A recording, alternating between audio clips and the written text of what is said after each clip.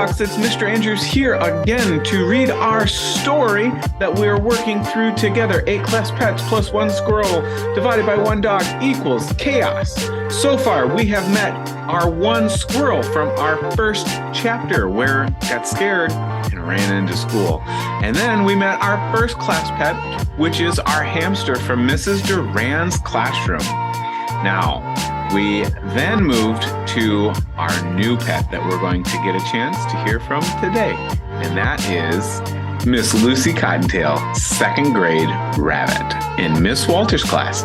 Let's see what mischief our squirrel can get into today. Thanks for joining us, and go Hawks! 8 class pets plus 1 squirrel divided by 1 dog equals chaos. By Vivian Vandevelde, illustrated by Steve Bierkman. Miss Lucy Cottontail, 2nd grade rabbit. It's not everybody that starts school in 2nd grade. The children in Miss Walters' class went to 1st grade last year. They were in a different building in kindergarten the year before that. And most of them spent a year or 2 in nursery school. And not me. I came to 2nd grade straight from the pet shop. So that shows I'm the smartest one here. Well, maybe. Except for Miss Walters. But I'm not sure. Miss Walters never talks about being in 1st grade. So I think she may have skipped 1st grade too. But she does talk about last year's 2nd grade class. I'm smart enough to know that means Miss Walters was kept back. But I'm polite enough not to mention it. I plan to finish 2nd grade in 1 year. In fact, I think I may well skip 3rd grade and go directly to 4th. Another way I know I'm the smartest one here is that Miss Walters tells the children their job is to learn. But she says that my job is to be cute and cuddly and not bite. Obviously, I've already learned everything there is to learn. Sometimes the children forget to latch my cage. I help them learn by running around the classroom and hiding under things. I leave a trail of little poops to help them find me. Once I made it all the way across the hall to Mr. Daly's 3rd grade room. Mr. Daly has fish. The fish are in a tank, and the tank is on a cart with wheels. I don't think the fish are very smart at all. They never escape and hide under things. They just swim back and forth, back and forth.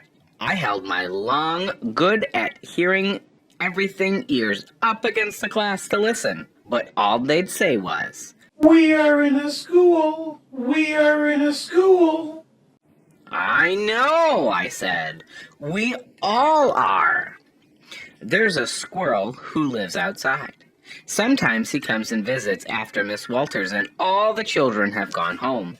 The squirrel sits on the windowsill and makes faces and says rude things like, "If you were really smart, the humans couldn't catch you. I didn't let them catch me." I point out to him that I don't have to stay outside when it's cold or rainy, and that I don't have to find my own food. The squirrel says squirrels are smarter than rabbits. He says the kids in the playground sometimes call one another Dumb bunny. Nobody, he says, ever calls another person Dumb squirrel. I think the squirrel is making this up. I've never heard anyone say dumb bunny. One time, though, I heard one of the 3rd graders called me Mr. Fuzzbutt instead of Miss Lucy Cottontail. This is one of the reasons I'd like to skip 3rd grade, but I don't tell the squirrel that. Besides, this just shows how dumb that 3rd grader was. He couldn't even read the sign over my cage. I'm surprised Miss Walters ever let him out of 2nd grade. One day, after the children had spent most of the afternoon learning something that had to do with crayons and glitter sticks, I was taking an afternoon nap when I heard a dog bark. He sounded so close. It was as if he was in the building. But that couldn't be. Dogs don't go to regular school. They have to go to their own school to go because they aren't smart like rabbits and children. But the next thing I knew, in ran that squirrel. If dogs aren't smart enough to go to school with the rest of us, squirrels definitely aren't smart enough. They'd be kept back for 3 years in a row and have to sit in the corner the whole time. Help! The squirrel said. Go away, I said. There's a dog chasing me. The squirrel said. I told him, then you shouldn't have done whatever it was that you did to make him chase you. I didn't do it on purpose. The squirrel said. I chewed at an itchy spot on my foot. If you were as smart as you think, these things wouldn't happen. The squirrel said. I told Green Eggs and Hamster you were too stuck up to help me. I may be smart, but I am not stuck up. While I was still busy chewing, the dog ran by my room, never looking into the doorway. The end of the long rope was attached to his collar, bumping and went thwap against the walls. Across the hall, I could hear the dog barking at a hamster. There's no squirrel there with you, Snake. You're hiding him. The squirrel was still standing there in front of my cage, shaking, too dumb to move. Apparently, I had to tell him everything. Run now, I said. While the dog is in the first grade, go back the way you came. The door is closed now. The squirrel's teeth were chattering from fright. Please, hide me.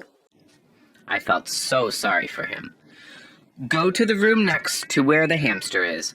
There's a rat there. The rat has sometimes come to visit my second grade classroom. He's very good with the little hands, and he can open his own cage and doesn't need to wait for a child to forget to latch it. This doesn't make him smarter than me. He's just clever with those hands. Sweetie? The squirrel said. Cheeky thing. I beg your pardon, I snapped frostily. The rat's name is Sweetie. I knew that, I said. Ask Sweetie to let you in. The dog won't be able to get at you if you're in the cage. I couldn't resist adding, because inside the cage is safer than outside. Yeah. The squirrel said, waving his tail at me as he turned and ran.